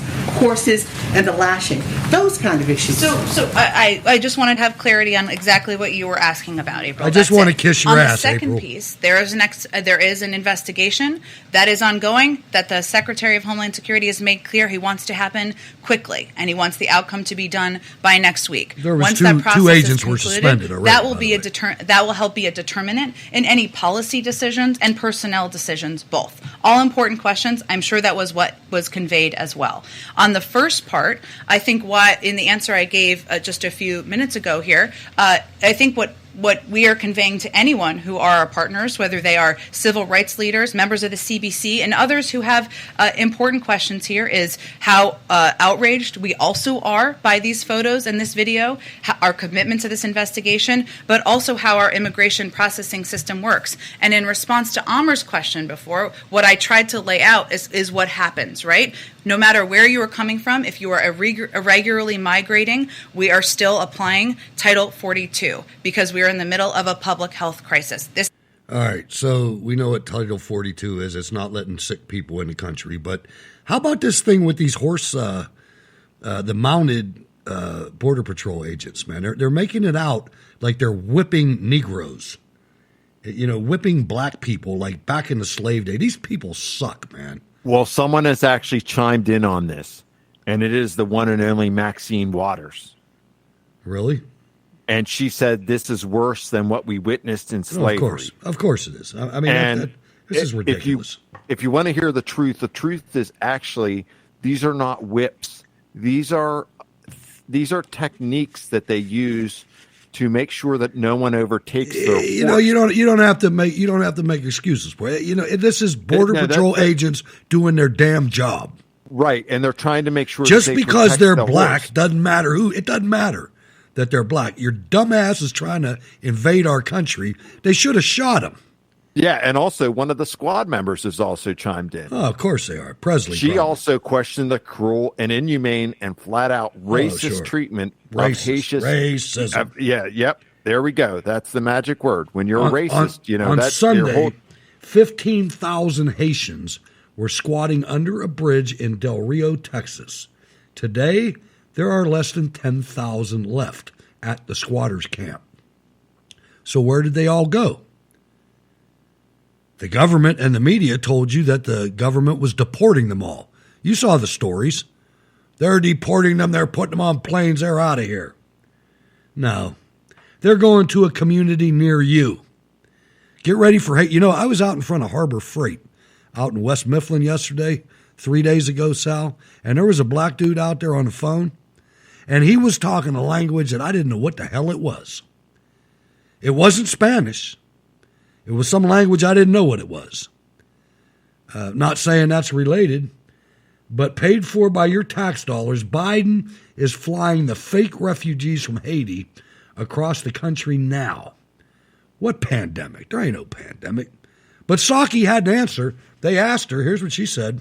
Secretary Mayorkas has now been asked twice on the Hill, and he's not been able to provide an answer to this. So I want to ask you, do you have the numbers? How many Haitians have been deported, how many have been processed, and how many have been allowed to stay in the United States? I certainly understand why you're asking, and understand why people have been asking Secretary Mayorkas. Those are numbers that are the Department of Homeland Security would have the most up-to-date numbers. But why is it so hard to keep track of a simple number like that? Why can't you give it? Why can't he give it? It's been 2 days now he's been asked. I'm certain they will provide it. It's an absolutely fair question to ask, and I'm certain he just wanted to have the most up-to-date numbers to provide. So there it is, man. I mean, the government's going to tell you. They're going to tell you everything. No, they're not. Ladies and gentlemen, I hope you enjoyed tonight's program. Sal, how can people get in touch with you? Your final comments? And there it is for a Wednesday. Well, the language is either French or Haitian Creole. If it was a Haitian. I'm not sure it was a Haitian. I knew that. But they also have other influences of Spanish, English, Portuguese, Tantino, and West African. So it could be really a strange combination. Did you do that, or did that come from Rocky? That sounds Rocky-esque. No, No, I did that. Rocky deserves no credit for that. But thank you, zero. Rocky, and the VFW do a great job there. Thank you. Right. Final comments. I want to thank everyone tonight for listening, calling in, and most especially our patrons. Really want to thank them. Where can you reach me? Well, really easy. You could call in. Yeah, and we talked today. Voicemail 412-567-1460. You can actually email us, and you can send an email to me. I'll get it. Hutch will send it to me at scrtv@live.com. Almost last but not least, send a letter in writing. Cold War Radio, P.O. Box 10433, 370 Castle Shannon Boulevard, Pittsburgh, PA 15234. And last but not least, you can catch me here next Wednesday at 8 o'clock. Take care. All right. There you go. All right, ladies and gentlemen, thank you for listening. Always appreciate it. If you aren't doing anything tomorrow, 12 o'clock noon, I'll be on Rumble, Facebook, YouTube at the Wayne Dupree Show. Look it up. Wayne won't be there, but I'll be there, and we'll start next week at Monday, Tuesday, Wednesday, and Thursday, and Friday night on, what's it called now? Censor.tv.